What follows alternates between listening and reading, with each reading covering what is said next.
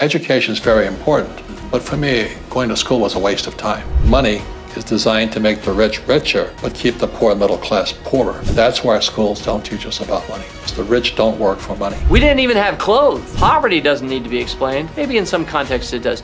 Really what needs to be explained is our wealth. How do we get more of that? How do we generate more of that for everybody globally? Money Revealed is an exclusive video series where self-made millionaires share their secrets on how they got rich. In this episode, you'll learn why schools don't teach you anything about money, how to pick good stocks to invest in, and the simple strategy millionaires use to pay no taxes. These are the lessons that they don't teach you in school about making money. And we've partnered with the series creator Jeff Hays to bring it to you on my YouTube channel. Enjoy.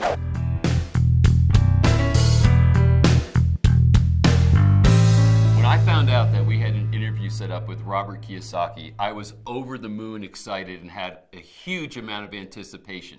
But here's what I didn't anticipate: that the actual interview would blow away any expectations that I had.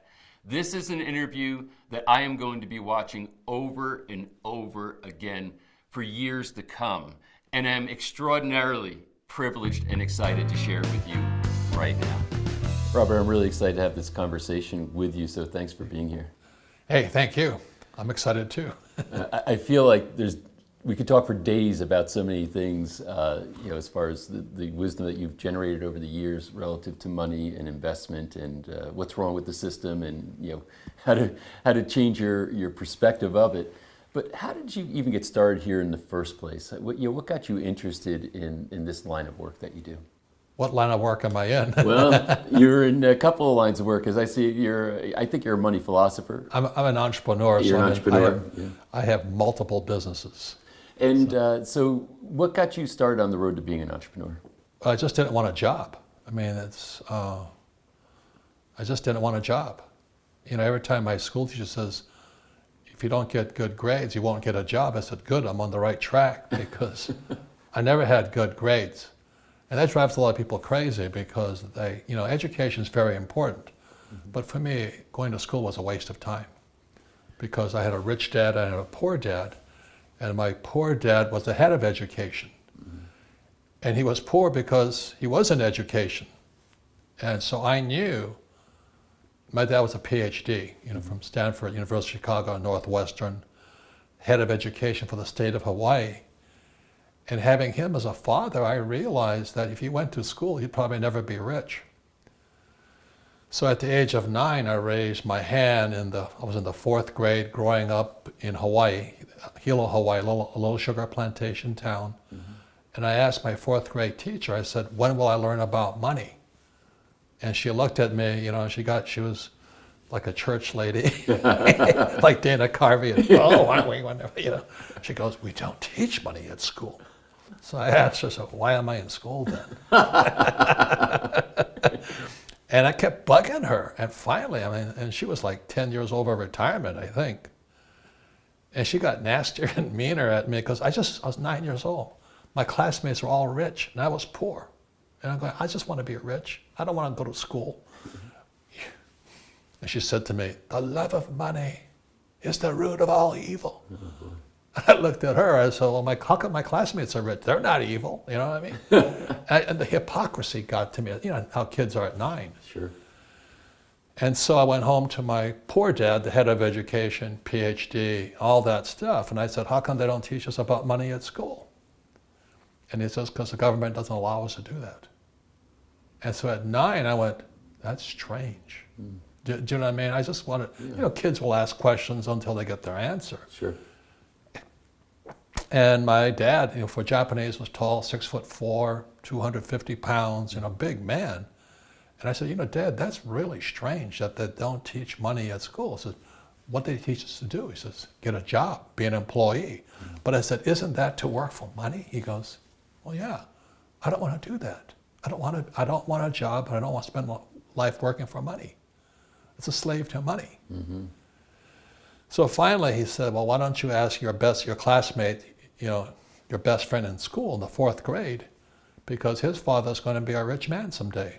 So how do you know that? He says, because Mike, my rich dad's son, is an entrepreneur. And I went, what's an entrepreneur? He says, somebody doesn't need a job. I said, I want that job. I don't want a job, you know, and entrepreneurs create jobs. So that's how I kind of got started, just by asking what my fourth grade teacher thought were stupid questions. And that changed the direction of my life. So at the age of 9, I began studying with my rich dad, a man who never went to school.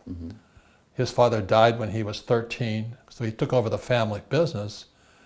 And in retrospect, what made him smart, his teachers were his accountants, his attorneys, his bankers, his real estate agents, because he was 13 years old. And he had real teachers. I mean, what I mean by a real teacher is somebody who's actually doing the real thing in real life. And as you know, most school teachers don't do the real thing that they teach. Right. And by the time I got to the college, I went to academy, and I was flunking out of school for calculus, 3 years of calculus, and I couldn't do a damn thing. And I asked my calculus teacher, I said, when are we going to learn about, you know, why am I studying calculus? He goes, I don't know. And I asked him, I said, do you ever use calculus? He goes, no. I said, why do you teach it? He goes, because I get paid to. And I'm a child of the 60s. If I flunked out of calculus, it was nonstop to Vietnam. Do you know what I mean? So I had an incentive to pass calculus, which I flunked anyway. But anyway, that's where I kind of got disillusioned with school, education. Education's important. But my poor dad was a poor man, although a PhD, because they don't learn anything about money, and they don't teach anything about money in school. And so we wonder why today we have a rise in socialism and communism and fascism and the anger against the rich. You know, these young senators and congressmen, they want to tax the rich and charge them 70% taxes and all this. And I'm going, why are they doing this? Well, it's because our schools don't teach us about money. And that's why I'm in this business. And it hasn't changed since you were in school. I mean, today it still seems to be the same. No, it was not going to change. It's really, it's tragic. So when I ask people, so what does school teach you about money? Get this zzz. And I said, does your teacher know anything about money? They go, zzz. Do our political leaders know anything about money? Zzz. You know, there's this, like money is the root of all evil in many people's minds. But we all use money. That's the irony of it. Is there a relationship between the banking systems, I'd like you to comment on the banking system, and the educational system? Well, the banks run the world. It's called the central banks of America, you know, the Fed, the ECB, the European Central Bank, the PBOC, People's Bank of China, the Bank of Japan. We're really, capitalism is run by a central banking system. That's called communism also. The government is, you know, communism is centralized government, capitalism is centralized banking. And the more you step back, you look at the big picture, the ultra-rich control the central banks. For example, the Rothschild Corporation, let's say there's 50 central banks, the Rothschilds own about 48 of them. Wow. And so you and I don't have a prayer because money makes the world go round. And the economy runs on money, like it or not. So that's why I became a student of money back in the 80s. And I began looking at, I was a student of R. Buckminster Fuller, a guy who created the geodesic domes and all that. And he wrote a book called Grunch of Giants. Grunch stands for Gross Universal Cash Heist. It's how the ultra-rich steal our wealth. And so when I read Grunch of Giants, it's in '83, I understood what my rich dad was telling me. And that's what my rich dad always, he read Rich Dad Poor Dad, it says the rich don't work for money because our money is toxic, our money is corrupt. Our financial system, or money, is designed to make the rich richer, but keep the poor middle class poorer. And that's why our schools don't teach us about money, because the school system works for the central banks also. So basically the schools are designed to create Employees. employees, an employee mindset. Correct. Which is, I guess, in a part survival mindset. You know, you get a job just to provide for your To work family. for money. Yeah. And But you learn nothing about money. right. Ironic, isn't it? It's well, look what would happen if you enlightened them about money in school. They wouldn't get out and go work for the bankers. Nah, I don't know. You know, I don't know what would happen. But I think the house of cards is about to come down anyway, because the corruption inside our banking system is at all-time highs. This has happened before in history. It's been going on for thousands of years where the banking system, I'm not blaming bankers. I like my banker a lot because he gives me money. But anyway, the whole system was rigged by the banks, the golden rule. He who controls the gold makes the rules. And so I decided I'd rather be on the banker's side than the employee side. It's just a choice. Yeah. So when you came to that realization, then real estate seems to be your central focus for your investment. Not really. Okay. Okay. People think I'm a real estate guy. I am an entrepreneur. I have many, many different companies. You know, I create jobs. I don't have a job. I don't have an office. I'm not allowed in my own company. See, an entrepreneur is just a free person. That's all it is. You don't ever need money again. And yet you're, as you said, providing jobs, and you get into these industries. So maybe we can talk about the varying activities, but can we start with real estate and talk about your views of real estate investment? Well, it's really a business model. You know, everybody talks about the business. You know, I came in and asked you about your business model, because every entrepreneur has a different business model. So the model I followed was McDonald's. You know, Ray Kroc. If you read Rich Dad Poor Dad, in there, my friend interviewed Ray Kroc. You know, he was in the MBA program at University of Texas, and Ray Kroc asked the class, the MBA class, he said, "What business is McDonald's in?" And everybody says, "You're in hamburgers." And Ray laughed. He says, "No, McDonald's is in the real estate business." And so and there was a movie called Founder. Yes. With, I think Keaton Michael started Keaton. that. Yeah. Yeah. And in there, he spells it out. The only reason you create a business is to buy real estate. Now, people think, "Oh, you're a real estate guy." No, that's not true either. So my business, so I have Rich Dad, let's say, and I buy probably $500 million worth of real estate on one company. And the reason I can do that is because real estate is really about debt and taxes, which they never teach you in school. So you understand, the more profits I make, let's say I make $1 million in Rich Dad, I can lever up, I can borrow $5 million to buy a piece of real estate.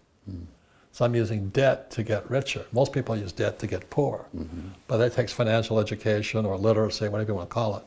So I buy real estate, and because I have $5 million in real estate, I pay no taxes. So the real game is called debt and taxes. That's why if you read Rich Dad Poor Dad, the rich don't work for money. I don't have REITs, I don't have ETFs, I don't have mutual funds, I don't have stocks, because I'm an entrepreneur. So how is it that debt, real estate debt, because a lot of people, you hear them just prattling about debt is bad, never have debt, you don't want to get into debt, Right. et cetera.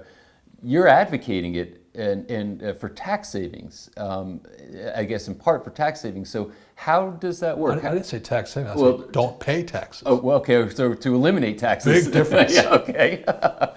So That drives people crazy. Yeah. How can you not pay taxes? Well, you have to understand tax law. Okay. Can you speak to that? Yeah, tax laws are not about not paying taxes. Tax law is incentives. So the government wants you to do certain things. For example, if you donate to a church, they'll give you a tax break. You donate your car to the Kidney Foundation, they'll give you a tax break, right? So if I buy real estate, give me a tax break. Lovely stuff, because I'm providing housing. If I invest in oil wells, I get a tax break because the government wants energy.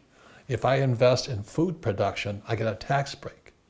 And when I borrow $5 million to buy a piece of property, I get a tax break because the government needs me to be in debt. You see, if there's no debt, the economy collapses. The reason, when they dropped the interest rates after that whole central bank, the Fed screw up, they had to drop the interest rate so guys like me would borrow. You know, if they didn't want me to borrow, they'd raise interest rates. So they want me to borrow. When I borrow money, I create money.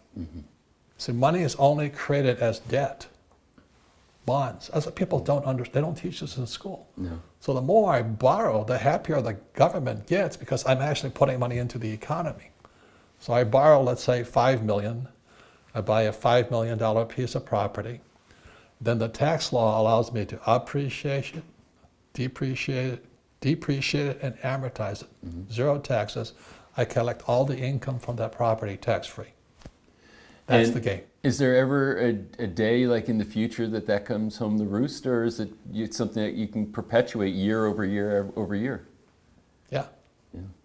But you've got to be smart. They'll never teach you this in school. You know, I don't know her name, Elizabeth Warren and Kamala Harris and AOC, they're all saying, let's tax the rich. So if you're over $10 million income, they're going to tax you 70%.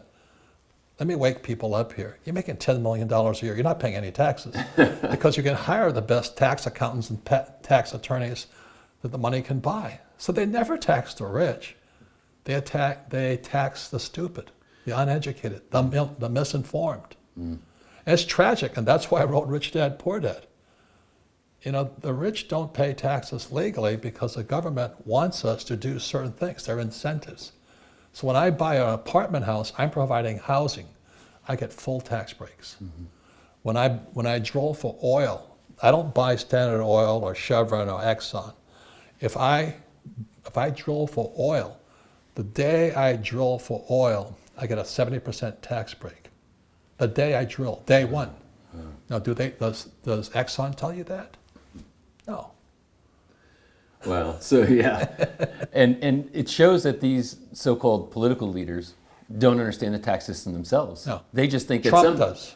Well, and I was wondering about this with Trump because obviously, you know, he didn't want to release his tax returns. Why should he? I agree, but they would probably show similar, saying, you know, he doesn't really pay any taxes because he's doing what he does in real estate and probably understands what you understand. It's always in the paper, but the people don't understand what he's saying. Yeah. There was this article in the New York Times who was after Jared Kushner. Jared Kushner is another rich Jewish real estate tycoon family in New York City who married Ivanka Trump, you know, all that stuff. It's just families marrying families.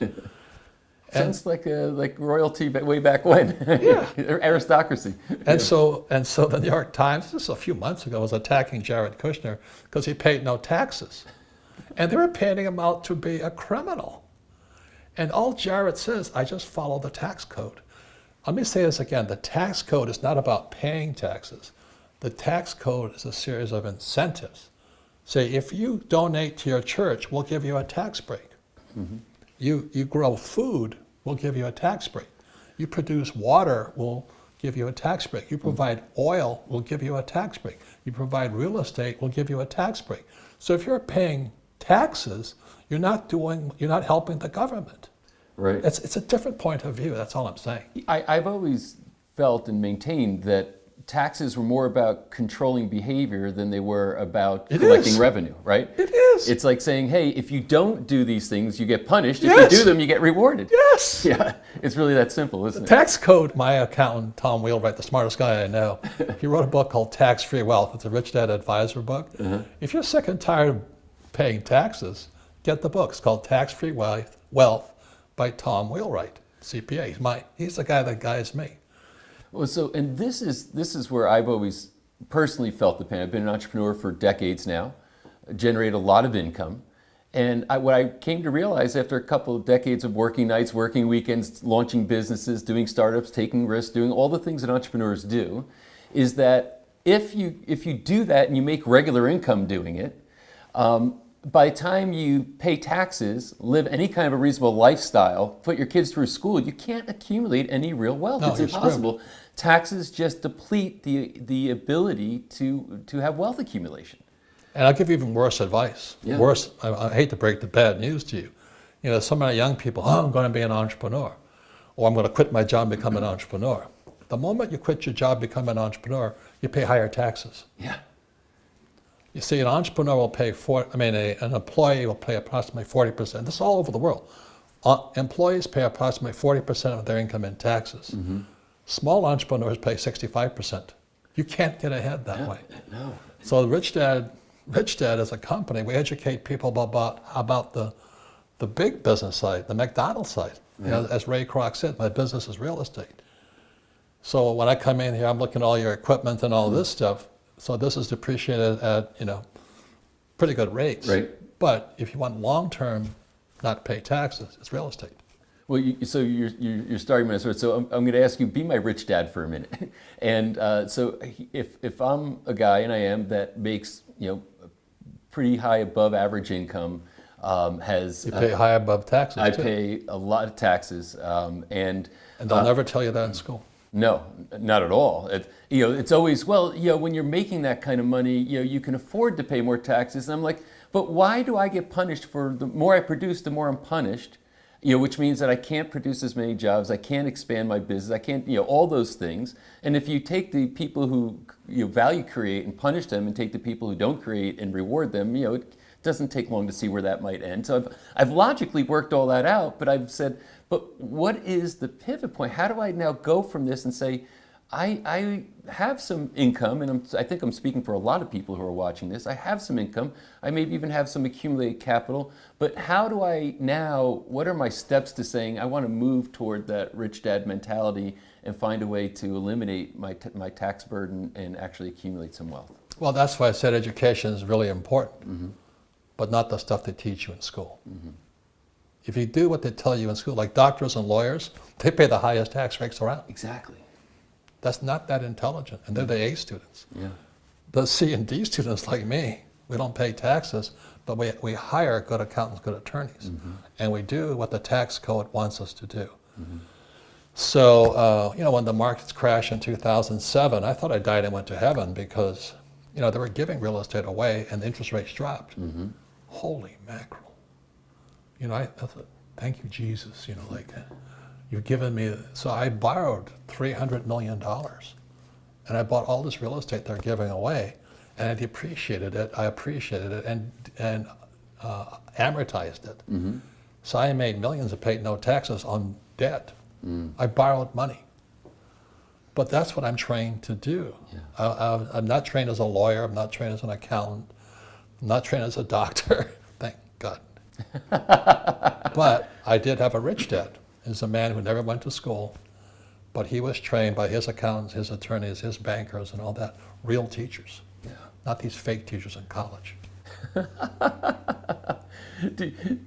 In part, if you're not looking to become a professional that requires a certain educational process, do you think that the college education or quote unquote investing in tuition is probably not a good investment? It depends on what you want to become. You want to be a doctor? I should hope you go to med school. You want to be a real estate broker? You got to go to school. You got to get that license. So the moment you have a license, you're into the tax bracket. There's a book I wrote called The Cash Flow Quadrant, E, S, B, and the I. E's and S's go to school, B's and I's don't. So the richest guys on earth didn't finish school. Like B's are like Zuckerberg, Jobs, Gates, Branson. And the investors, like Warren Buffett and Soros and all that, they don't pay taxes. And isn't it, somebody brought this up in the series, because you have people like Puffet who will say, I should be taxed higher. And he's making these public proclamations when he's already got all this accumulated wealth that he hasn't paid tax on. No, what he says is he pays more, his secretary pays more tax than him, and I should be taxed higher. And if you believe that guy, I got Santa Claus for you. He is, he's a very smart man. Of course. But he comes across as this jolly old Saint Nick, but he's smart as a whip. So he doesn't send his kids to school either. Oh, I didn't know this. Yep. I guess he's got the education they Correct. need, right? I'm just trying to say something, our school system is part of the system. And that pumps out Kamala Harris and Alexa Ocasio-Cortez, and Elizabeth Warren and Bernie Sanders, and they're hardcore communists. There's nothing wrong with being a communist, but I'm a hardcore capitalist. So we have enough room on this planet for both of us.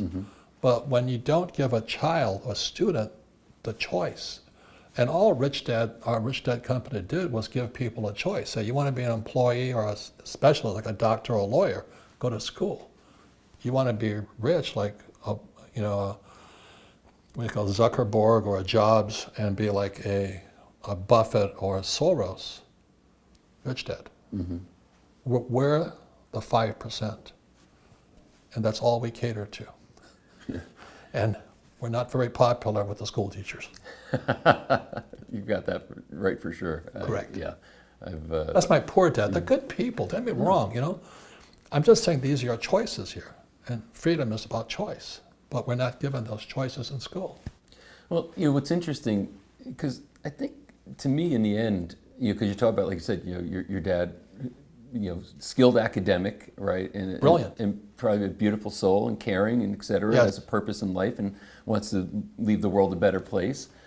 So the intentions are all proper, but there's also, I think, in that academic sector, this sort of disdain for the quote-unquote profiteers, the entrepreneurs. You know, entrepreneur was almost a bad word when I went to school. It's still a bad word. Yeah. So it starts to, I think, translate, at least for me, that this starts to become sort of this spiritual issue, right? That I believe that, you know, for the people who were indoctrinated in the system, get out and they're working and they're taxed and they're, you know, all these things go on, that I think it has some sort of adverse impact on the human spirit. It's not just a monetary issue.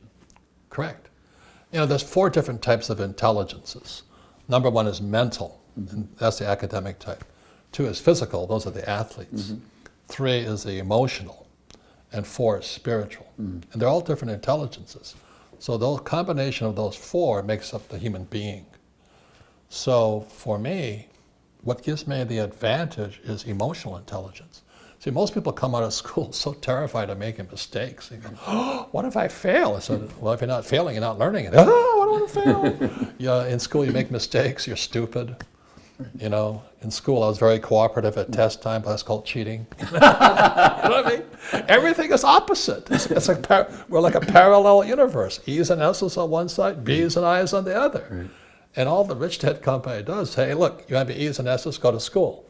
You want to be on the right side, the B and I side, the big business, 500 employees or more. I have thousands of employees. I provide a lot of jobs, so I pay no taxes. I should get that. Right. You know, I don't like it when I see people struggling financially. I don't like this gap between the rich and everybody else. You know, I went past the 1% long time ago.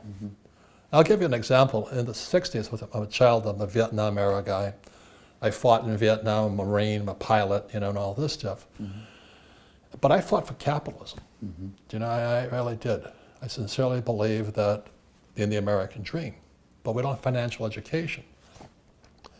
But when I was in Vietnam, there wasn't much of a gap between rich, poor, and middle class. You know, the rich had nicer houses and newer cars. That's about it. Poor guys had junk cars and junk houses. That's about it, though. And then it got to be that as capitalism took off and provided things, so today the poor and middle class, they can afford to travel throughout the world, but they fly on Southwest or discount airlines. So capitalism provided discount travel for the poor and middle class, but the rich fly private jets. Today, the rich have their own rockets and their own satellites. So, do you know what I mean? Guys like Musk provides it. Branson has his own satellites and all this. So I'm going to have my own rocket ship. I just don't have it yet. And that's the beauty of capitalism. You know, for me to have my own rocket ship and launch my own satellite, I better be doing something. Now, it's a stupid goal. I don't recommend it.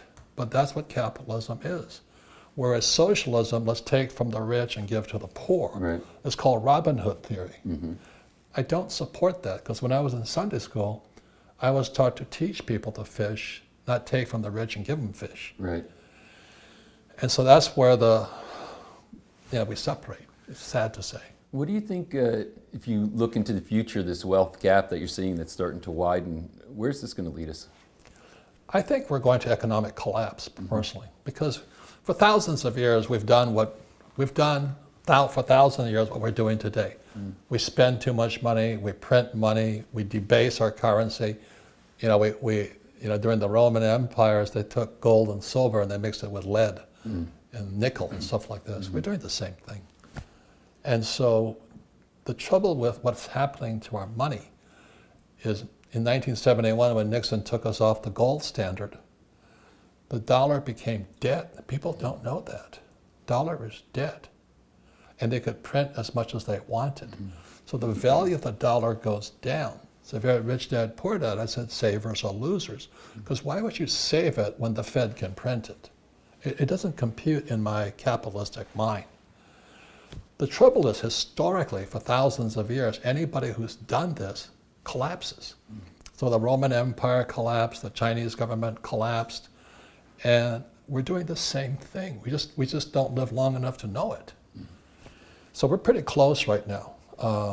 We just can't keep printing money and giving people money for free and think that it'll survive. And the trouble is, it's now a global problem. You know, we have the central banks of like European, Japanese, Chinese, everybody's central banks today, and we're printing money. It's not going to last. This is a somewhat poignant statement. Savers are losers because they're saving dollars or whatever their currency is, and That's all they know. Yeah, and it's all they know. And incidentally, it's promulgated, right? You need to save, have zero debt, and you need to save, and that's the way you get to your future. And I have 100% debt and no savings. It's opposite. It's a parallel universe. Wow, but clearly, based on what is happening, you know, how money is debased, it's clearly, you know, you're a lemming walking off a cliff. Yeah.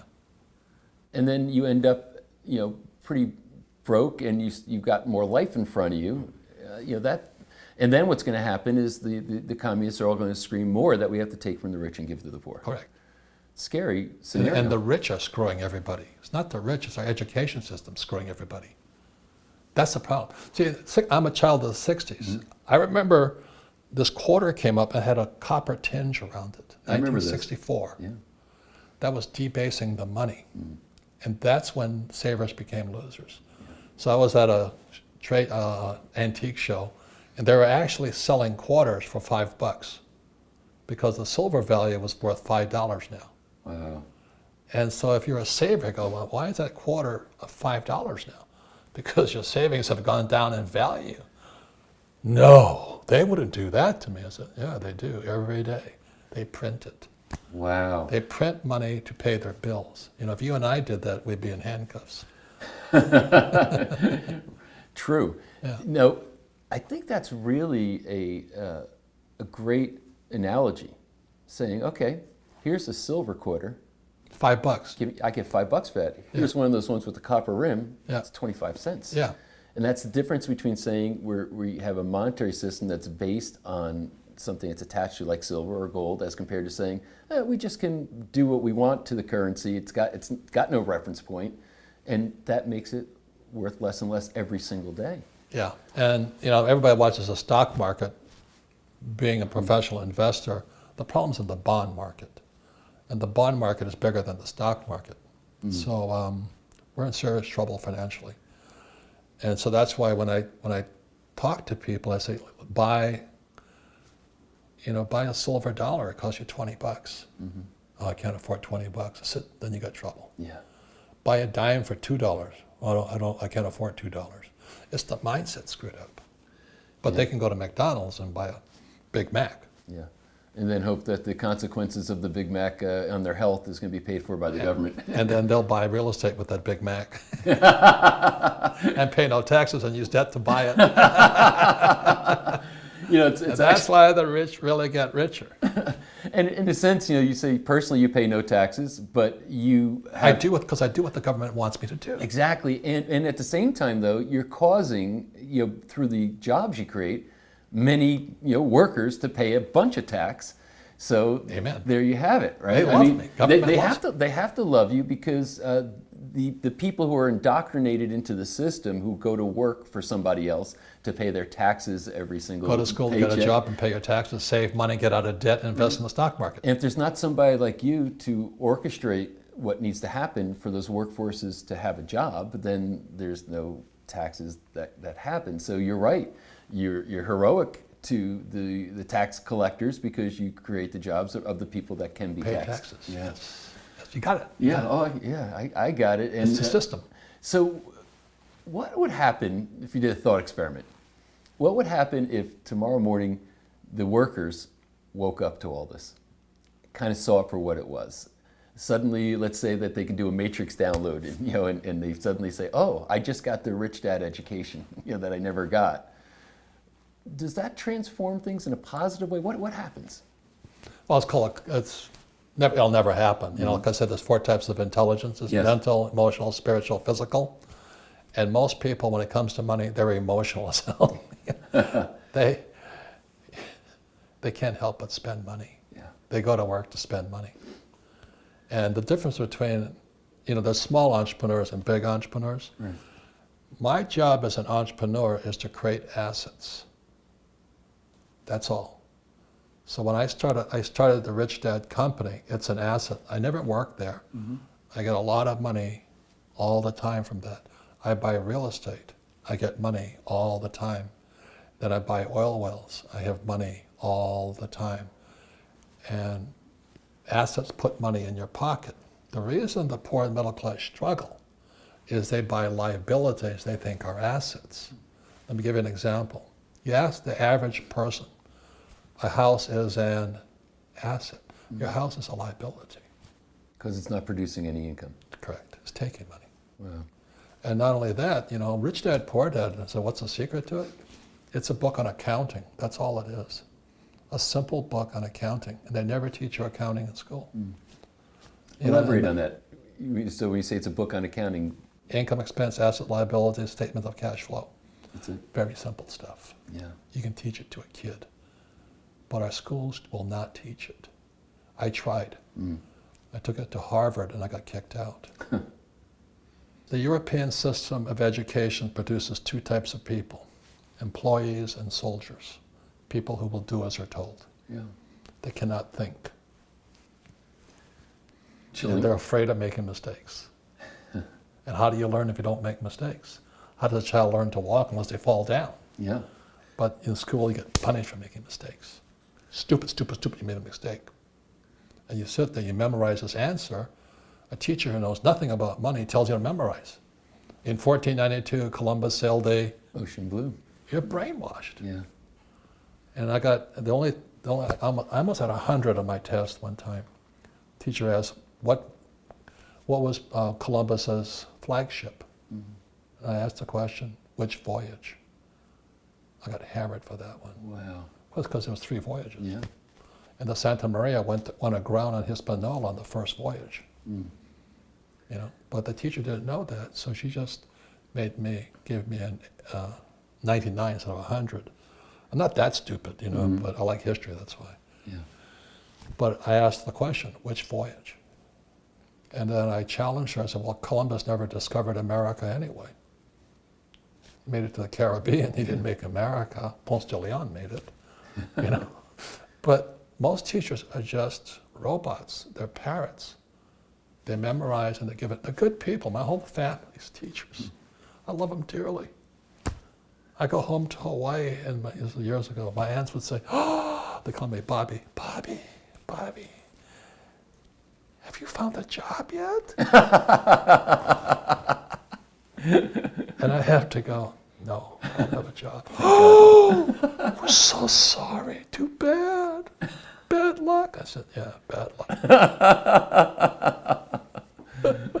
Wow. It's just a mindset. That's It's a all it mindset. is. It's a reality. So now people are leaning in and saying, oh my goodness, I see what he's saying. What should my next moves be? I have some, excess capital, beyond what my means to live with are, and maybe I'm currently spending money on stupid things I don't need. What could my first step be toward trying to create some semblance of financial freedom for myself?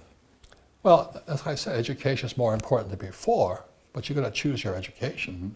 And what educational? So Well, it's I wouldn't go back to school personally. Right.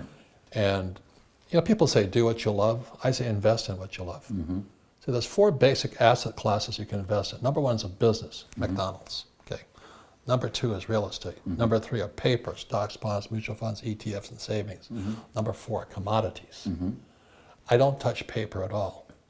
I don't have stocks, bonds, mutual funds, or savings because I can't control them. I can control my businesses, I control my real estate, and I control my gold and oil. That's what I do. I'm a control freak.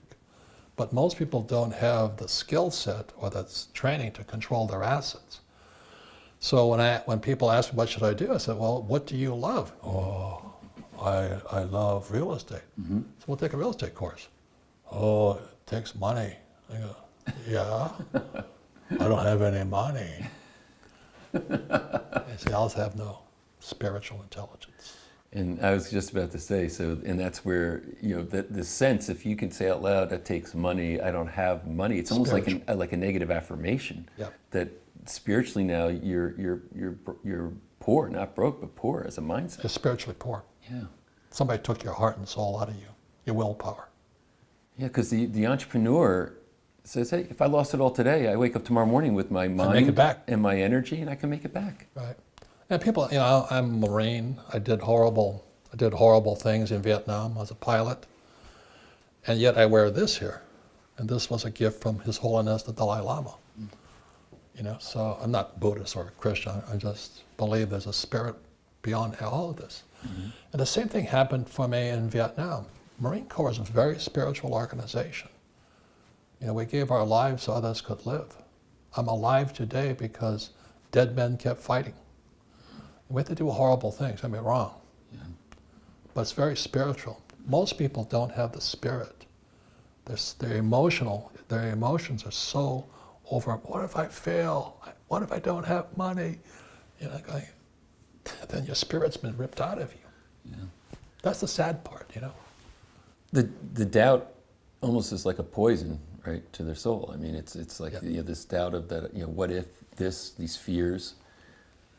Don't make mistakes. If you make mistakes, you're stupid. You got to have money. Look, the reason I love real estate is I don't use my money. I use my bank's money. It's called debt. All I have to show the banker is how I'm going to make money with the bank's money. That's all I have to do. And what I said is good debt and bad debt. Most people have bad debt. Bad debt is debt you pay for, like credit card debt, your mortgage, car payments. Good debt is somebody else pays for you. So I have 6,700 apartments. That's 6,700 people paying my mortgage for me. That's heaven. Kind of interesting thing, yeah. That you And I pay no taxes. So I took a real estate course when I came back from Vietnam. It cost me $385. That $385 has made me a multi-millionaire over and over and over again. Whereas my friends who got their MBA, they're still they're afraid of getting fired. to try to figure out how to pay for their student loan. And it's just tragic. And that's another thing too, because with college education, how expensive it's got, because that's another big debt on the books, right? Student loans. That's not an accident either. So, talk to me about that. Well, what happened after the 2008 crash, there was, I forgot the name of FFL or something like this. It came in the 1950s, and it was to provide student loans for needy people. But what happened when the market crashed in 2007, 8, and 9, Obama had to cancel it because nobody wanted to lend money to students. Right. So Obama changed it, and it went to what we now know as the student loan debt. And the student loan debt that these kids, and so when you have student loan debt, colleges can charge more money. The trouble with the new loans that Obama put out, I'm not blaming him, but those loans are the worst type of debt you can get. They're non-forgivable. If you don't pay off that student loan debt, it's an albatross around your neck forever. So the people that get screwed by that student loan debt are people who either drop out of school and they have this debt, or they don't make enough money to amortize the debt. So right after the subprime crash in 2008, that's when these new student loans came in 2010. And that's why we have a problem today. But they don't tell the students that. And those schools are just sucking cash out of these poor students. You know, I mean, it's horrible what they're doing to students. So we had subprime debt, and now we have subprime education, and you're still not learning anything about money. It's criminal what we're doing. It really is, because they become enslaved, because of the debt. It's Somebody's going to pay that, so I'm a banker, I'll lend you the money. Thank you very much. You're going to pay me forever. because you can't default on it. You cannot declare bankruptcy on student loan debt. Student loan debt is now the #1 asset of the U.S. government. Really? Yes. Wow. We have ripped off the youth of our country going to school, and the school teachers are clueless. So it's you get this seduction as far as saying, you know, you need to go to school to Yeah. be somebody. Then we'll lend you the money because we want you to go to school. And the schools then get greedy in the sense of saying, well, if they can borrow that much money, we can raise our tuition. It's so bad. Wow. Do you remember those? There's a lot of schools today are diploma mills. Yes. Do you know what I mean? You go Yeah. there and then they make it really easy and then you get your diploma and you're out, but they got your money. Wow. And they're not competent students. I mean, I have a lot of employees, a lot of them are not ready for anything. So it's kind of a mess we're in right now. So I sit there and that's why my little Rich Dad company chugs along, and I love talking to guys like you and say what I say, and then the teachers send me hate mail. You mentioned a book by M. Buckminster Fuller that you read that had a massive impact on you. Was there more about him that influenced your thinking? Well, again, that seems like a parallel universe, because in 1967, I was at school in New York. I went to the Merchant Marine Academy. And there was a thing called Expo 67 in Montreal. So my classmate and I hitchhiked to Montreal to see the geodesic dome that Fuller built. And the geodesic dome by Fuller was the U.S. pavilion at the World's Fair. But I never met the guy there. And then years later, in the 81, he put on a seminar called The Future of Business. It was 1 week long. So I traveled from Hawaii to California to attend this 1 week seminar with Dr. Fuller, and he blew my brain away. It went, boom. It transformed me. I saw another world. So I think the spiritual side kicked in versus the mental side. And he had a saying. He says, "You do not belong to you. You belong to the universe.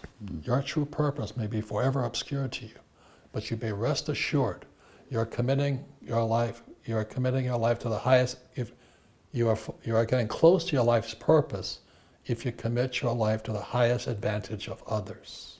In other words, was I working for me or was I working for others? So that was 81. Did you feel like you found a purpose at that point? Like you got It was time to work for others. Yeah. At the time, I was in rock and roll, making a lot of money. You know, I was working for Duran Duran, the Police, Boy George, Van Halen, and What'd you all do that. for them? Sex, drugs. I don't do drugs, but a lot of sex and rock and roll. It was fun, and I was just making money. Yeah. And when Fuller says, "You do not belong to you; you belong to the universe. Your true purpose may be forever obscure to you, but you may rest assured you're if you commit your life to the highest advantage of others." And so in 81, I had to ask myself, what do I know? What can I do? As Fuller says, I'm just a little guy. Yeah. So what can we all do as little people? And we find our purpose when we want to help others. We don't find our purpose when we just want to make money. And that's what I was doing. So I said, what do I know? And that was 81. Then 83, his book came out, Grunge of Giants. And it was about how the central banks of the world rip us all off. I knew that game. Wow. I grew up in it. I know it. So then I said, I'm going to have to start teaching. So my wife and I in 83, God, sad. I sold everything. My wife and I went homeless just to teach. And we just kept teaching what we knew about money. And today we're multimillionaires, just kept going. So it's interesting that the purpose drove you and To teach. and to teach. And I hated school too. isn't that amazing? Yeah. I mean, you know, the irony in it. But then the outcome as far as, long term, I guess it's kind of like, we make plans and God laughs. It's like, I want to accomplish this by this and this by this time. You just knew what you had to do based on something that moved you in your life. Was it? I had no idea. Like he says, your true purpose may be forever obscure to you. Yeah. So what do I know? And what I knew was entrepreneurship, what my rich dad taught me. And so my wife Kim and I left Hawaii, moved to California, we're homeless, and we just kept teaching. And And as Fuller says, always and only in the nick of time, life support showed up. And magic happened.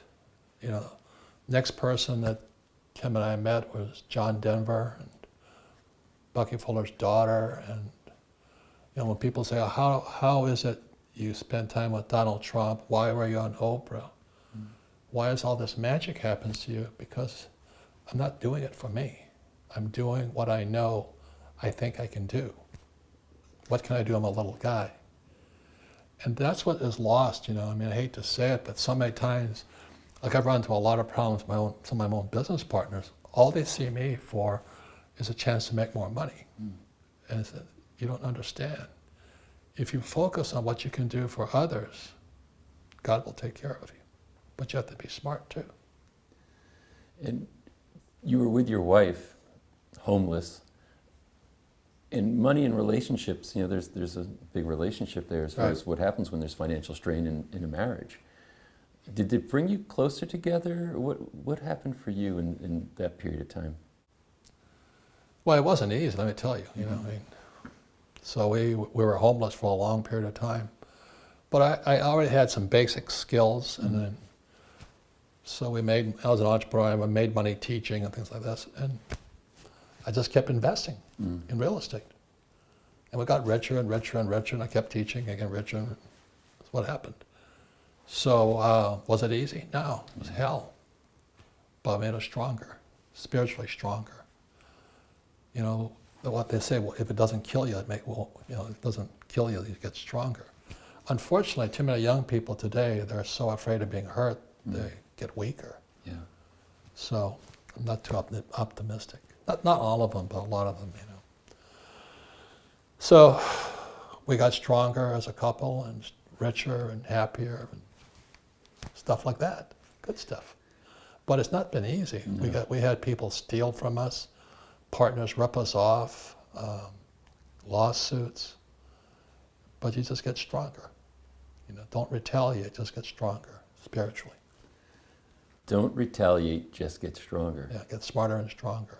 So then there is this very intimate connection between being an entrepreneur and your spirituality.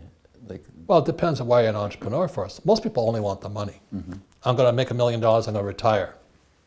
That's their only purpose.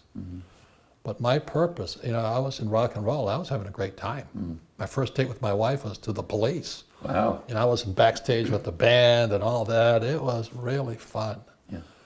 But when Fuller touched me, he says, he asked me one day, this is that week-long program, what's your life's purpose?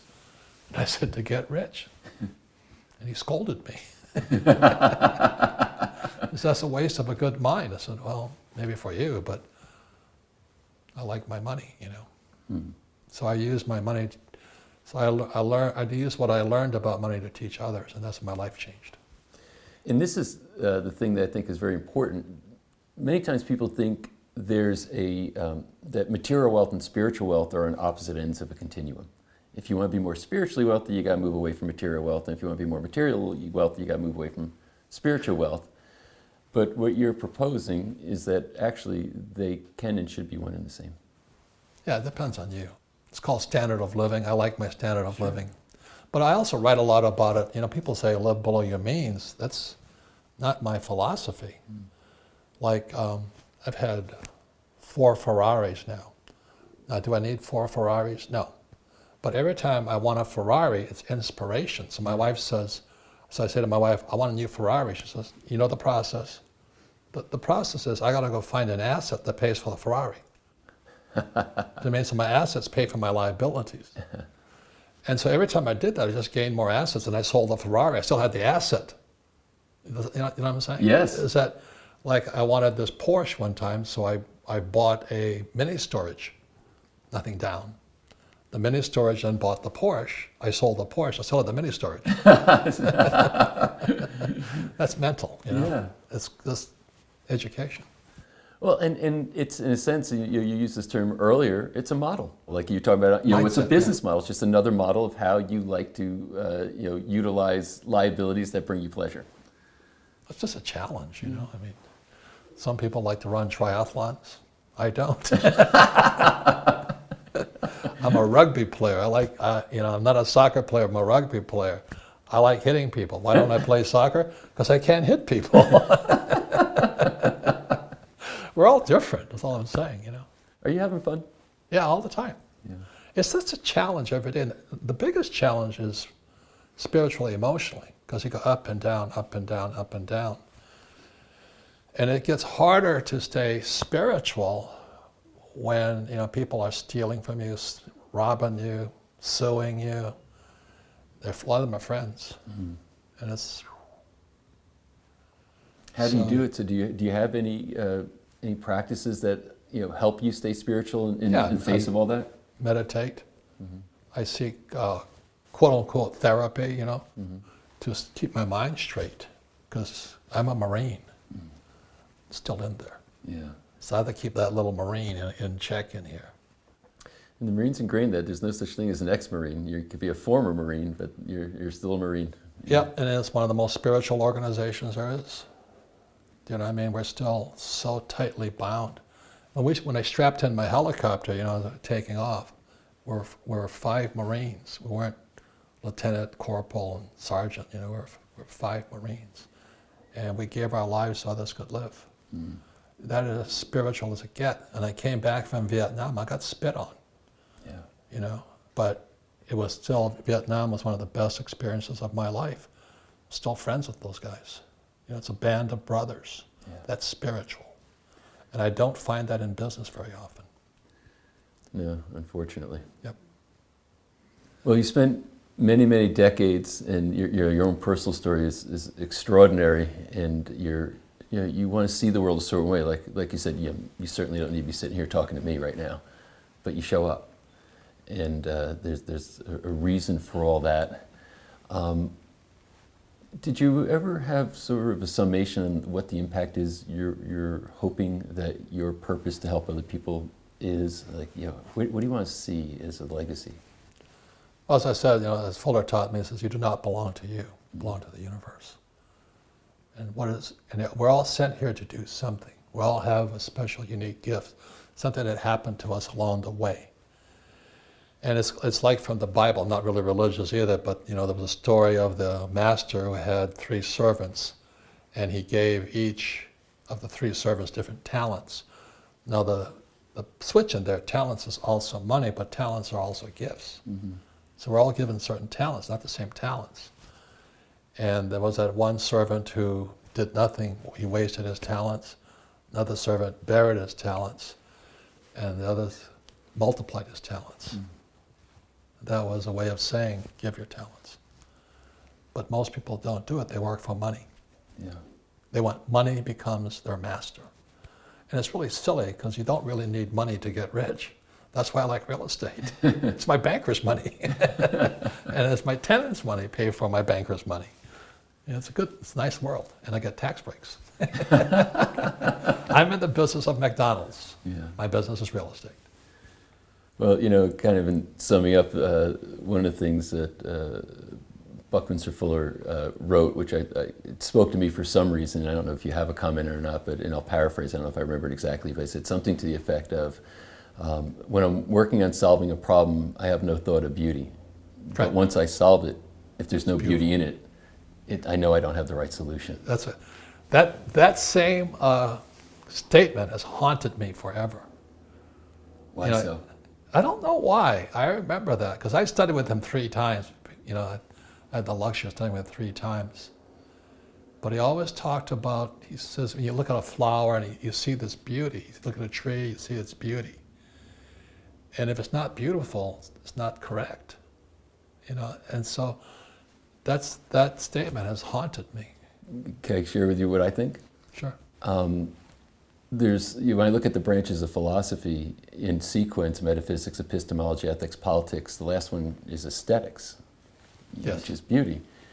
And if they're teaching philosophy for many, many years and thinking about that sequence and how you use it as an applied philosophy, I had this inspirational thought. I don't think it was not me thinking, but it just came to me. And it was that aesthetics, beauty, is really the first branch. That's where it all starts, and then it emerges from there. And you look at a sunrise or a sunset, and no matter what, it's always beautiful. It always moves you. Always perfect. It's always perfect. Yeah. And I guess beauty and perfection, is maybe the universe's way to speak to us. Right. And so like Eckhart Tolle, I read his work. Yeah. Talks about the first flower. Yeah. I think about that a lot because sometimes we don't take the time to look at the flowers and the trees and how perfect everything is. I'm more kind of running the numbers in my head and things like that. Yeah. But I think that's the next evolution is for us going to that beauty and seeing the beauty instead of just trying to make more and more money. That's a great vision. Yeah. Well, thank you so very much. Really a great honor to be with you and to speak to you. Thank you. I appreciate it. Thank you so much. Robert Kiyosaki sort of seems like an enigma, doesn't he?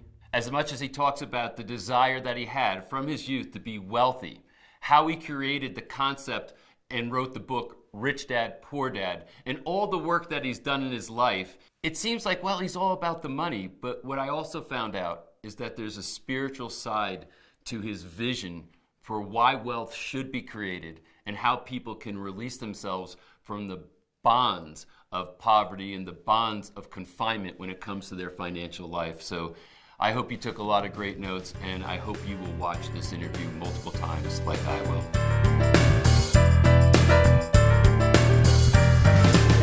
Well, I've got a real treat coming up for you here. The co-founder of the Motley Fool, David Gardner, who founded the company with his brother Tom, had created a brand that is known throughout the world in the arena of finances. These guys are smart, they're interesting, they're quoted all over the place, they've been out there for decades. And we went to their headquarters and had one great interaction with a lot of energy and amazing content with the co-founder, David Gardner. So enjoy this interview. David, thank you so much for inviting us into your home, or your home office, I should say, but it feels very friendly and homey here. Looking for. Kind of you to say, Patrick. Yeah. Thank you for suffering fools gladly. You have to really. we're like fools all the time. When actually anybody comes in from the outside world, hangs out with us, they're always raising the caliber here because you're surrounded by a lot of foolishness. So thank you for suffering fools gladly. It doesn't feel like suffering, but nonetheless, I'm enjoying my experience already. And I just so much I want to talk to you about. I'm like, let's wait till we turn on the cameras to have this conversation. Your story is a great entrepreneurial story. So could you kind of give us the background? Like, how did this whole thing emerge? Sure. Well, we really just started the Motley Fool as a newsletter for our parents' friends. They were the only ones willing to pay us $48 a year for our advice, and I think they just kind of felt sorry for us. And I had quit my one job that I'd had up until the Motley Fool. I was writing for Louis Rukeyser, who was the longtime host of Wall Street Week on PBS. He had a newsletter, a financial newsletter, published here in Alexandria, Virginia, where we're talking today. And it wasn't a good job, as it turns out. I didn't really get to work with Lou, but what I was doing is I was writing, and I was able to write about things that I thought would be helpful for people in the financial world. So I would write about discount brokers, which 25 years ago was a newer thing, right? The idea that you could make some of the decisions yourself and actually just buy stocks directly for a much lower price through a discount broker. So I'd write that up, and then it would come back edited, and only half of it was what I'd written, and any color or personality was stripped out of it, and the first half was just a dry recitation of what I'd already said, and the second half were all the reasons you wouldn't want to use a discount broker. And from one month to the next, whether it was Quicken software or discount brokers, I kept not being able to advocate for something, and always without any color. And so I was out of that job. And so we had to start a newsletter for our parents' friends. But Patrick, from the get-go, we've always loved the stock market. We had a dad who taught us about the stock market. And we started to realize our parents' friends don't know that much about the stock market. And so we thought we had a voice. And by picking a foolish name, a business grew out of that. How did the name get picked? So I picked the name. It was from Act 2, Scene 7 of As You Like It.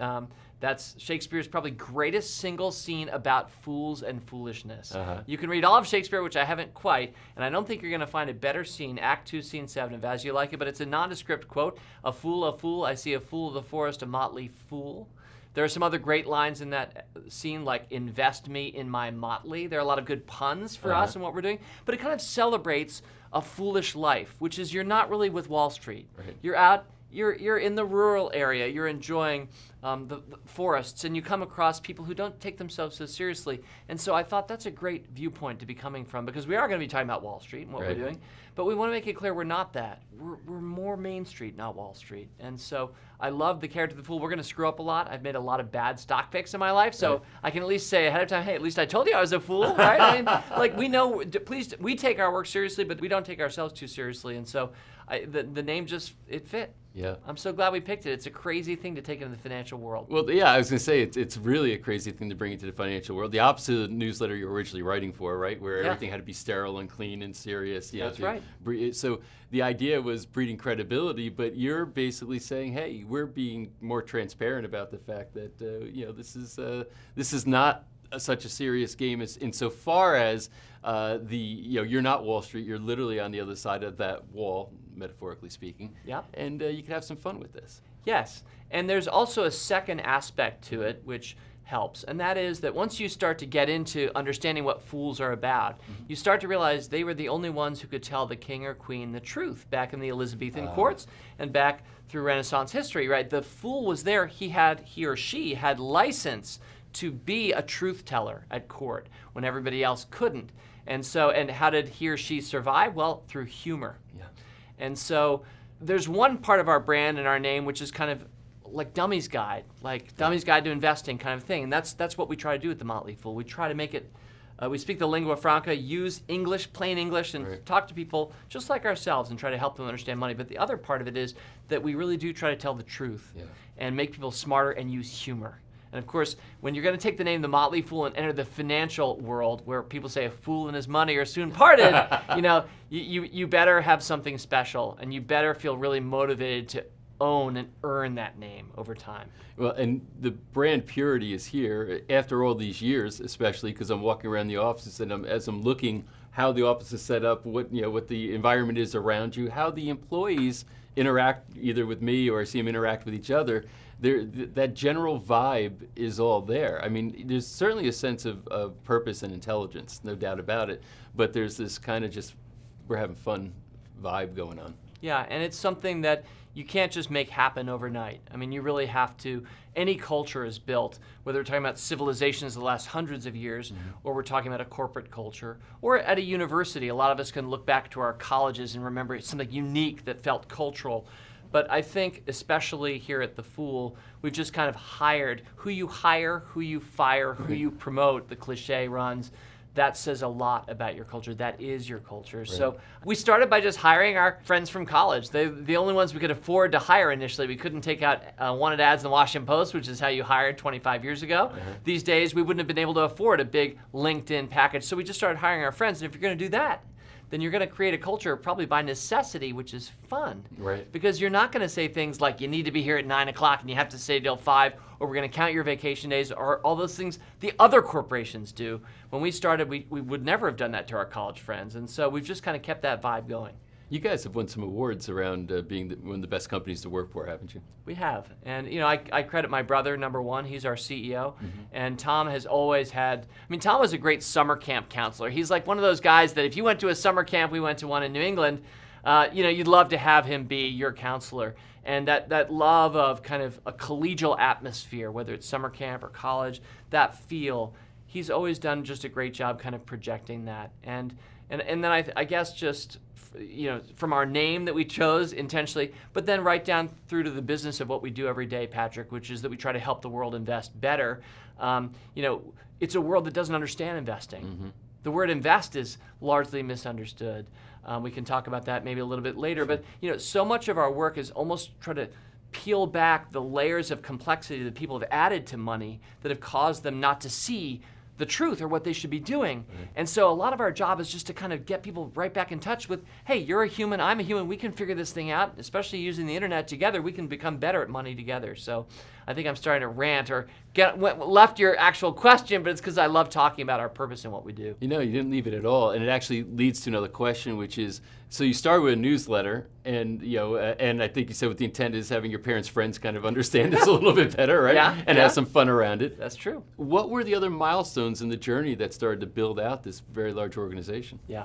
So I think The first one I'll identify is just that we did an April Fool's joke because we were the Motley Fool, and we did it online, which back then was like a new thing. These days, every corporation has its April Fool's joke annually every year. It's like not even a fun day anymore because everybody's making the. But back then, nobody was doing it, and the internet. Well, really, the internet didn't exist. The World Wide Web, that phrase wasn't being used back in AOL in 1993-4, and so we played a joke.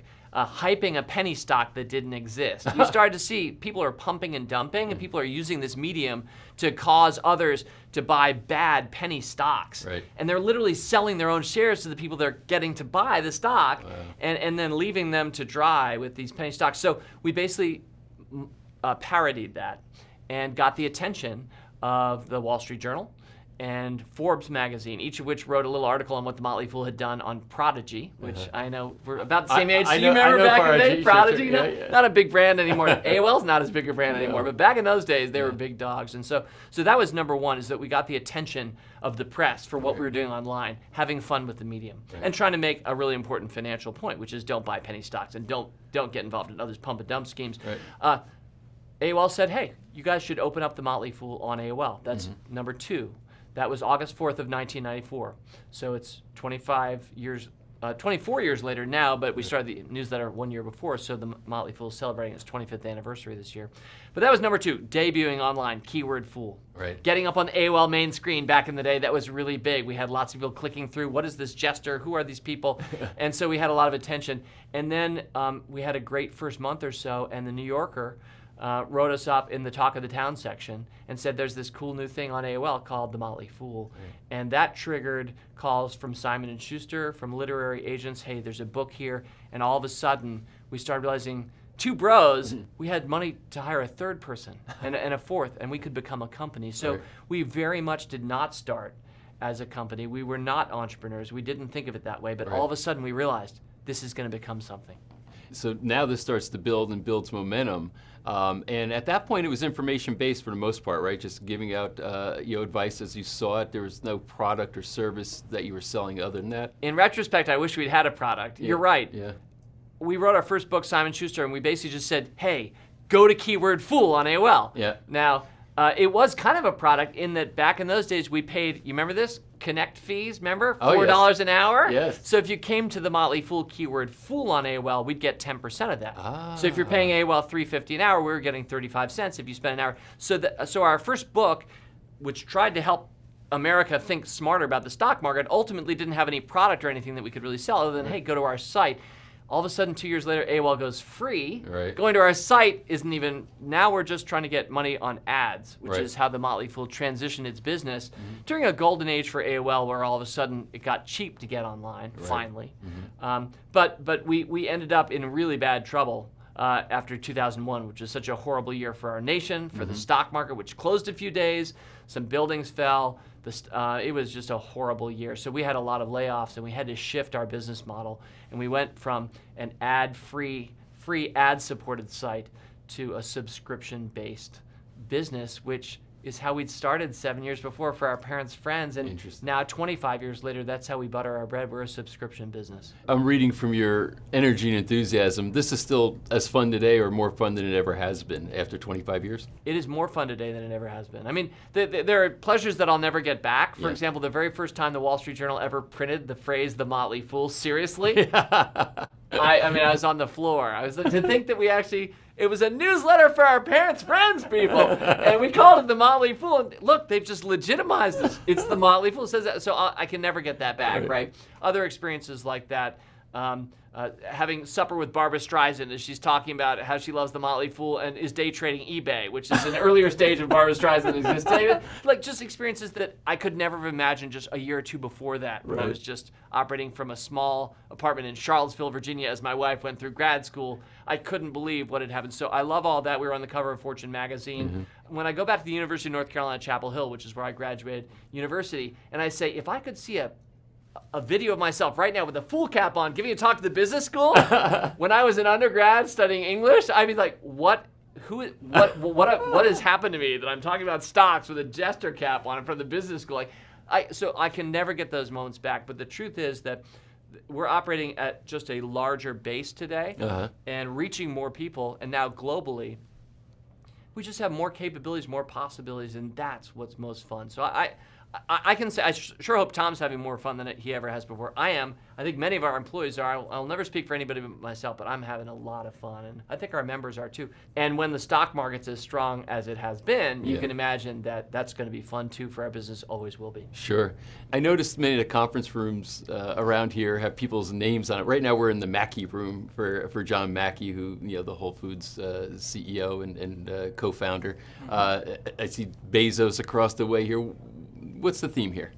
So we definitely love entrepreneurs. There are no great stocks. There are no great stock picks without great entrepreneurs. Right. So while we're very stock market focused, the truth is we're just very business focused. So I want to make it really clear that we deeply admire and are grateful for people like Jeff Bezos. I'm glad that I got to live on the earth at the time that Jeff did. Not only did we pick the stock at $3 a share, and now it's like 2,000, so it's up 600 times in value, so it's been our best stock pick ever. So not only do we appreciate that, but apart from any bragging, what an incredible company Amazon is. I mean, how much value is that? Just for me as a consumer, maybe you too. Yes. And then right next to it, Rowling, J.K. Rowling. What an incredible entrepreneur. I mean, the author of the Harry Potter It books. just made my daughter very happy, incidentally. And you know what I love about both Rowling and Bezos? Think about the smiles they brought to how many lives in totally different ways, and yet both of them very business-minded. J.K. Rowling, I think the highest net worth, except for maybe Queen Elizabeth, female in the UK today, and think about where she came from. In fact, both Bezos and Rowling didn't come from wealth. Right. And so that's also a great story, and always been true, will be true every generation about business, is that entrepreneurs rise from anywhere. Yep, and it's a story of wealth creation, right? And that's what I think people have to understand, is that wealth is created through efforts, through purpose, through these types of productive activities. It's value creation. That's exactly right. In fact, the way I've heard it before, and Patrick, I bet you know this because it sounds very familiar, is poverty doesn't need to be explained. Right. Because poverty is how everything started. Right. We arose from the swamps. We didn't even have clothes. Poverty doesn't need to be explained. Maybe in some contexts it does. Yeah. Really what needs to be explained is our wealth, our prosperity. Where did that come from? And how do we get more of that? How do we generate more of that for everybody globally? So aside from these conference rooms, I'm seeing this open area work environment here that's fascinating, to say the least. It looks like fun. I want to go out and play. Well, it's funny you mentioned that, Patrick, because in some ways, both my brother, our CEO, Tom Gardner, and his brother, Dave Gardner, have sometimes wondered, is this the most productivity that we could have, this kind of approach? Because it is fun. It's very social. There's a lot of glass, a lot of transparency, which is true of the Motley Fool's advice and our brand and how we've always built our company. But it also means sometimes it's almost too fun. So some of our employees have to sequester themselves sometimes in quiet spaces or dark places to actually get work done here at Fool HQ. I don't come in every day of the week now these days at the Fool, but when I do, I'm here for meetings. I stack my meetings wall to wall across the day. If I actually needed to be picking my stocks or do other things, I might need to find some quiet spaces outside of Fool HQ. Anyway, it is a lot of fun and we love it. Now, you earlier alluded to saying people don't understand what the term invest means. So can we circle back to that and tell me what you mean by that statement? Yeah, so the word invest comes from the Latin investere. And I never did take Latin, but I do love etymologies. I do love seeing where our language comes from. So the word investere in Latin means to put on the clothes of, to wear the clothes of. So a word like priestly vestments, that's from the same root investere. So to wear the clothes of. And I love that visual for trying to teach others truly how to invest. Because I think it's a lot closer. We're about to hit the NFL football time of year. So if you're a fan, you go to the games, people are wearing the jerseys of the teams, or hockey. Happens especially in hockey and football. So not as much baseball. Baseball. Anyway, people are wearing the clothes. And that's the way we think you should be with your money when you're investing in great companies. Right. You should love what the company does. You should see something of yourself in it. You should be patient. When your team has a losing streak, you shouldn't sell. And you shouldn't be right away thinking, now that I've bought this stock, when do I sell? Right. You should basically be making a lifetime of it as a fan of capitalism and of the companies that you're invested in. So that's where the word invest comes from, to put on the clothes of.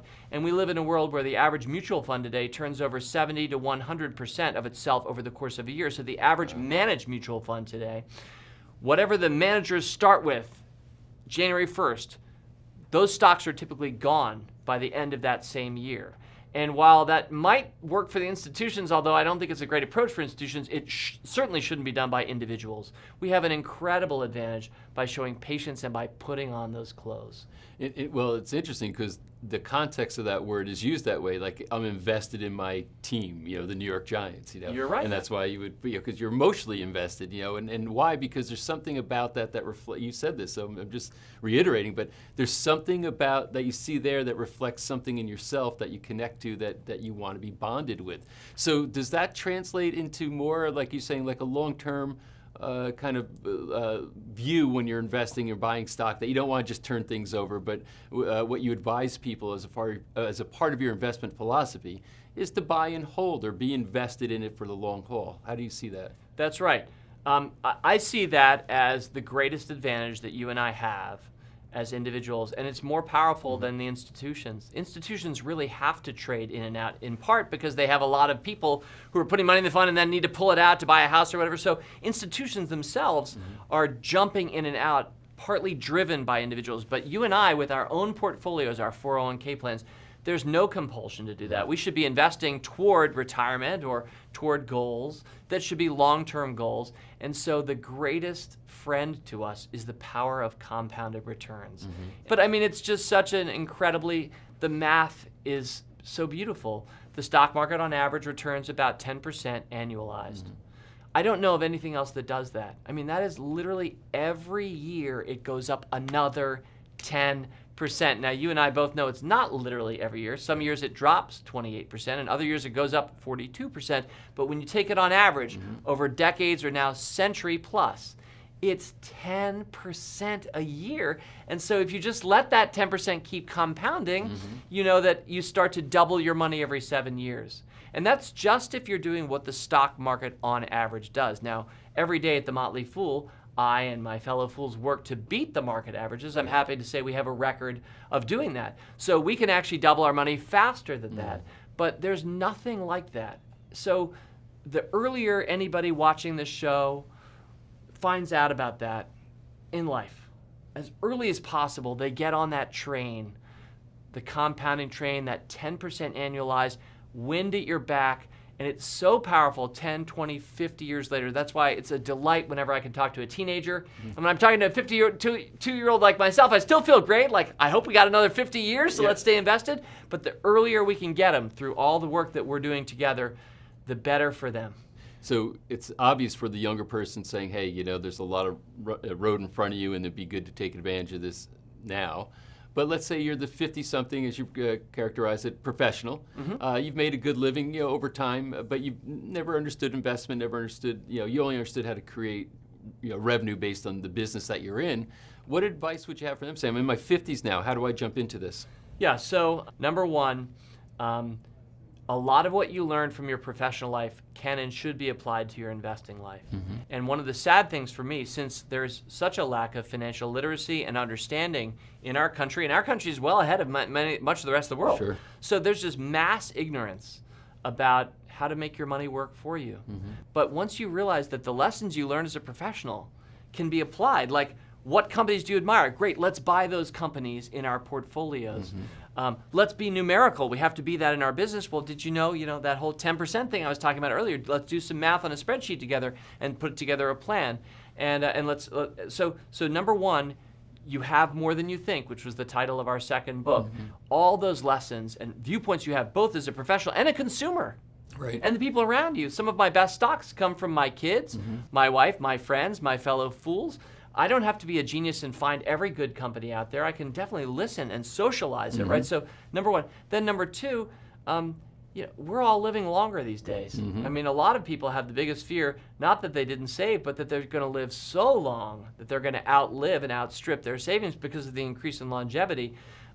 Worldwide, longevity for humans is up 1/3 since 1950. So basically the last 80 years, we're all living 1/3 longer than they did just a generation or two ago. So as a fellow early 50s person, if I'm speaking to somebody like me, because I'm 52, I'd say you should be thinking about 40 years ahead. Does that sound like a long amount of time. To me, that sounds like the long term. That sounds like a good, healthy amount of time. So let's get invested now. Let's take our savings right away and get it in the market. And we can talk some about the market and its wiles. But let's not worry about what the market's going to do tomorrow. Let's not worry about people telling you it's going to crash next year, those kinds of things. Think about being an investor for the rest of your life, 40 plus years, and let's start doing it the real way, the way that works. So let's talk about the market. So what comments did you have in your mind when you were saying, yeah, we can talk about the market? What do you want to say about it? So a couple of rules of thumb everybody should know. We've already covered one.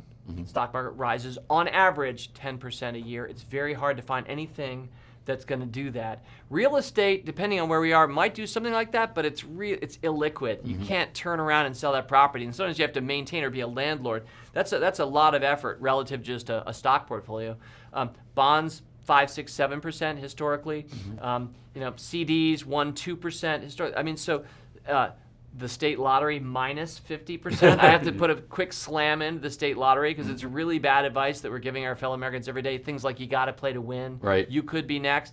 It's really sad. Every dollar that anybody spends on a lottery ticket, 50 cents is skimmed right off the top as a tax, and you're left with an incredibly, it's a bear market every day in state lottery. So people lack an understanding of these numbers, and so I just like to make sure we understand kind of the range of possibilities. There's minus 50% daily, right up to how about 10% annually over time. So another rule of thumb, 2 years out of every 3, the stock market rises. 1 year out of every 3, the stock market drops. So if you're going to hold, as I do for decades, that means a third of the time you're going to feel bad. You're going to look silly. As a professional picking stocks that people follow my advice, I look like an idiot all the time. A lot of the stocks that I picked haven't worked out. And so you just have to be at peace with that and recognize you need to lose to win. So let's say I'm a subscriber of yours and maybe a new subscriber. What's the best way for me to engage so that I can maximize the benefit I get from your service? So Motley Fool Stock Advisor is our starter service. That's the vast majority of our members are subscribed to Motley Fool Stock Advisor. And what we're doing there is my brother and I are each picking a stock a month. And so we're thinking about the next 3+ years. So if you were to join this month, you're going to see my latest, freshest, newest favorite pick, my brother Tom's. You'll be able to look up and down and see all stocks we've ever picked since we launched in March of 2002. So you can see our records. You're going to see we've beaten the market very substantially in a world where it's often assumed or taught that you can't beat the stock market. It would just be luck.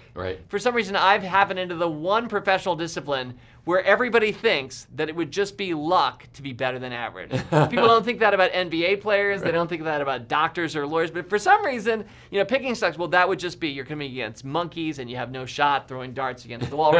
So I don't believe that. I've never believed that. I think that you are rewarded. You definitely can beat the market. We've demonstrated that. So you'd see that in Stock Advisor. And then we would want you to get your feet wet. We'd suggest that you buy one or both of those stocks. And then next month, when we come out with our next picks, we'd suggest you do it again and make a regular habit of saving every 2 weeks, investing every month. And I'd hope that you could go from 0 stocks, if that's where you were, to 15 stocks as quickly as possible so that you have a nice base, a portfolio. And from there, you could keep adding or just add to those 15. You could add more. There's a lot of ways to play it. But what you're doing there, 2 things. You are investing regularly.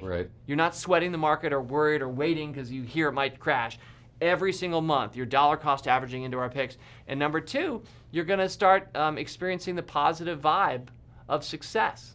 Because, again, 10% on average is the gain made by this thing year in and year out. In 2 years, every 3, you're winning, and it beats everything else, especially over time. So I think you're going to start feeling those positive vibes, and you're going to want to save more at that point. You're going to start saying, honey, let's save even more because look. And in fact, you'll be rewarded for that over time. So structurally, it'd be a matter of saying, okay, so I would subscribe. I'd set up some kind of a trading account. Yes. Yeah, you would definitely want to open up a brokerage account, which these days is very easy to do online. There are things like Schwab and E-Trade, and you see them all advertising, and they're all pretty good. But yes, you definitely need to have an account, and that's not much more than when you opened up a bank account as a high school kid. You probably wrote a check to deposit that first amount of money. You do the same thing with a brokerage account. Of course, a lot of people have 401k accounts and retirement plans. IRAs where they can invest sometimes stocks directly there. Sure. So a lot of people use that. And I think a part of this, which is maybe the psychological part, this human psychodynamic, is saying, well, once you have a structure, then you start to have the discipline to fund, as a process, saying, hey, we have a certain amount of income coming in, and we're going to allocate. And That's right. And doing it with you, because just hearing you talk about it being in in the glow of what this environment is here, it seems like fun as compared to drudgery. And I think that's a part. A lot of people say this is too abstract and mystical for me, and it seems very boring. I don't want to get involved. But somehow you guys keep people engaged through humor and through fun. Well, I appreciate that, and because I don't want us to take too much credit for it. I think it is among the most fun and positive things that you can do, whether or not the Motley Fool ever told you to do that or not. Right. Right. The act of becoming a part owner of companies that you admire, companies whose products you love. A lot of people love Apple. It's been a pretty good stock over the last 10 or 20 years, right? Yeah. It's now the largest public company in the world. The first $1 trillion company. That's right, Value, and yeah. it's been tremendously successful. And a lot of people, the reason it's so successful is because they love the product. And Right. so for anybody who ever bought an iPhone, I'd say, did you think about also spending that same $200 saving additionally buying some Apple stock? Because Right. that iPhone's going to depreciate and you're going to have to buy the next one. But at Apple stock, that appreciates. So to go away from the stock market briefly, a lot of people buy that first car, Right. and they don't realize that's going to be a depreciating asset. It's maybe not the best way to spend your money. If instead you'd spent that money with a $30,000 stock purchase and you play that forward 10, 15 years, you start to see the power of not buying cars new that often. So I think it should be fun. I think it is fun. I love the companies I'm invested in. I'm fascinated by Intuitive Surgical, which is bringing surgical robots and improving outcomes for people, or Netflix, which is the way I've spent a lot of hours. Right, these are companies I love. So I think this should be by nature fun. And maybe a lot of people like fantasy football. I like fantasy stock ball. I think that we should have the same fun that people have with watching sports with our stocks.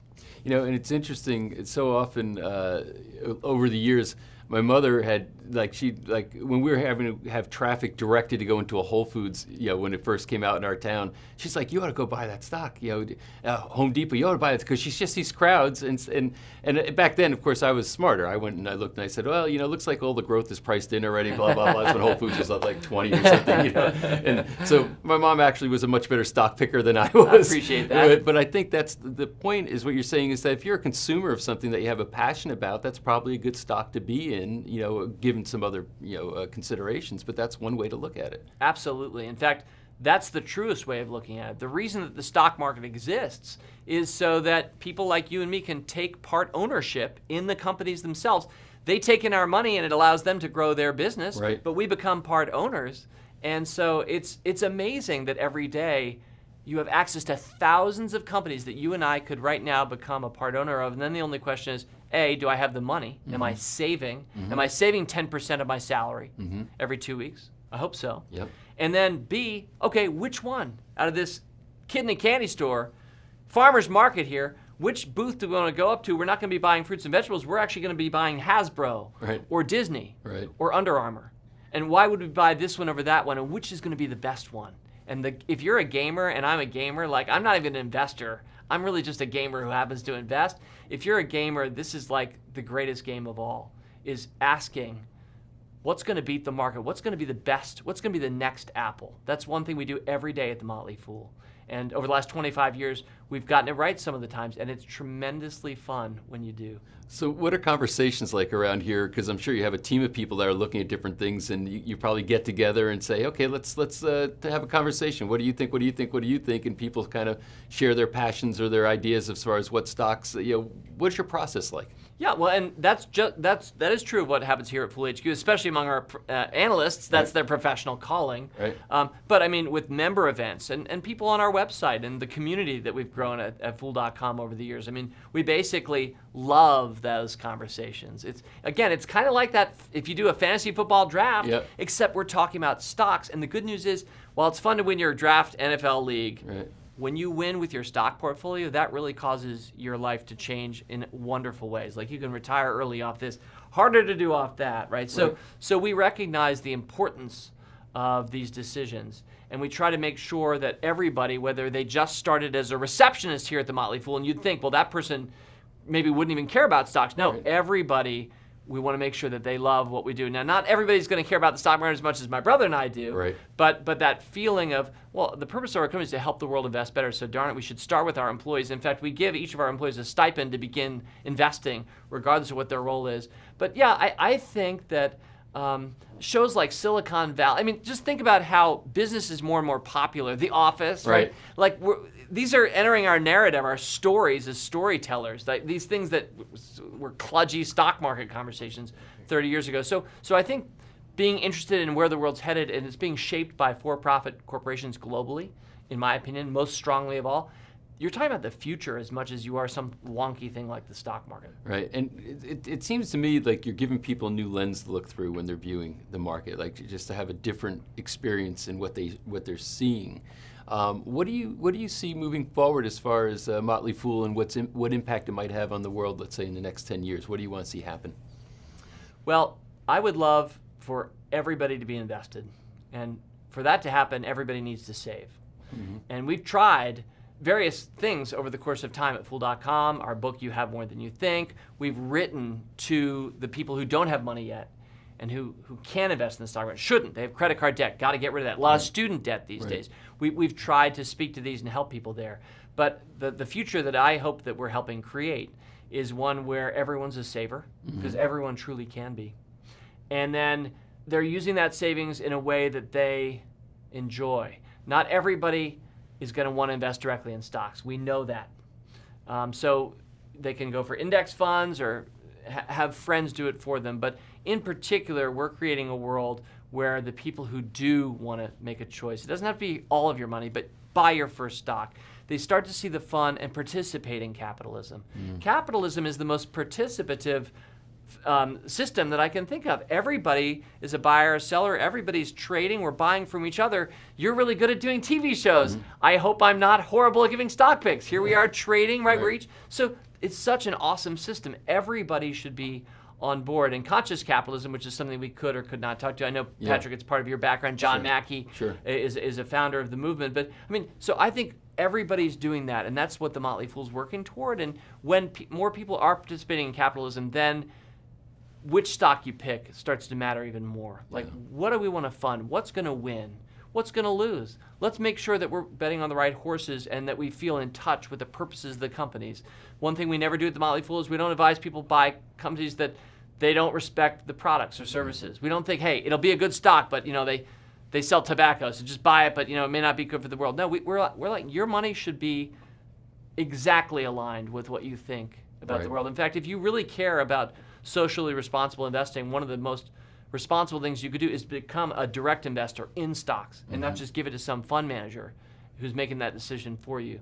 So I see a world that's more and more in touch with a proliferation of innovations that are for-profit companies and more people interested and excited. Maybe slightly less fantasy football. I feel like I'm pounding fantasy football for no good reason in this interview. Maybe it's just that time of year. But I think too many people care about sports and not nearly enough people care about their financial freedom. And I know the value of this. And I love this too.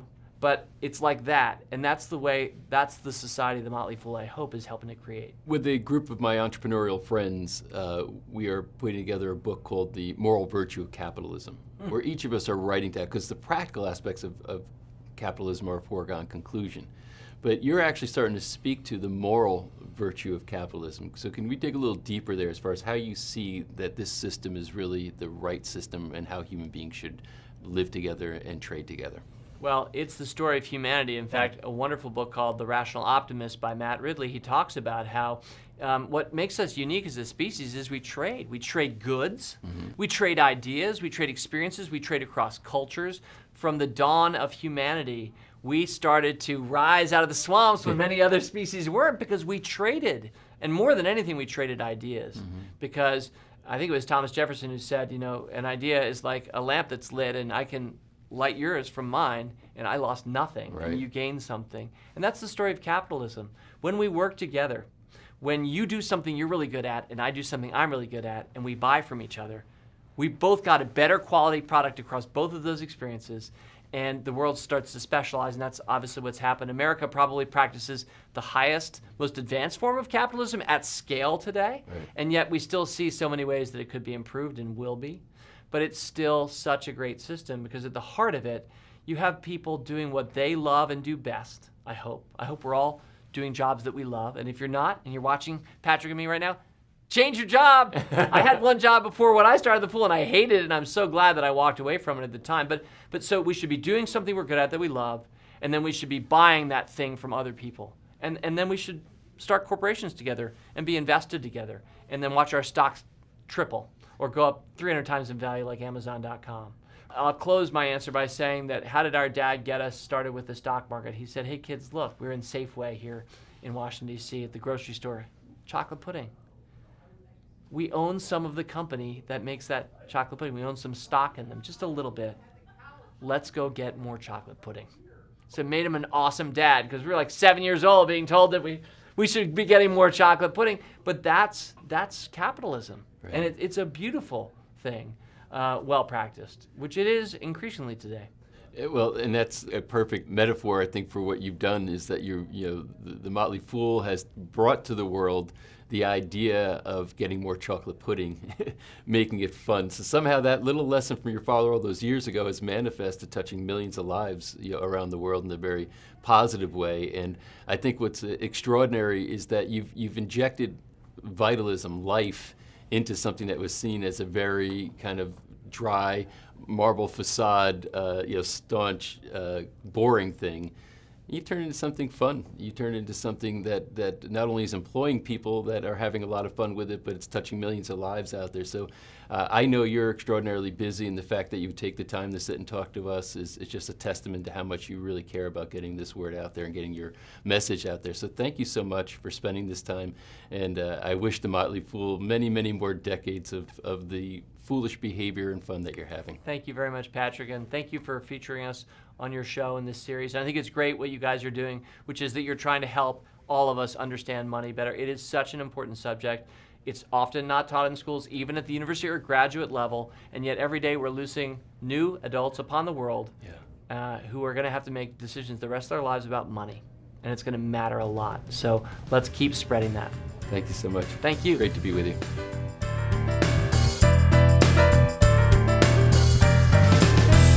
I really hope you enjoyed episode 1. And one thing I want to encourage you to do right now is to share this with anybody else in your life that you think would benefit. For sure, children should be watching this information. They're not learning this in school.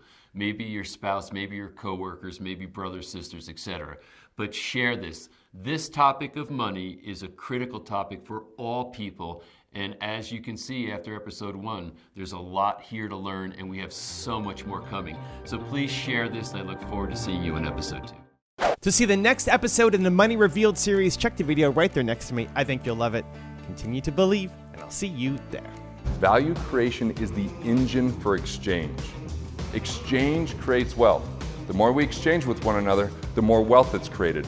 And a dollar doesn't end because I spend it. You take that dollar.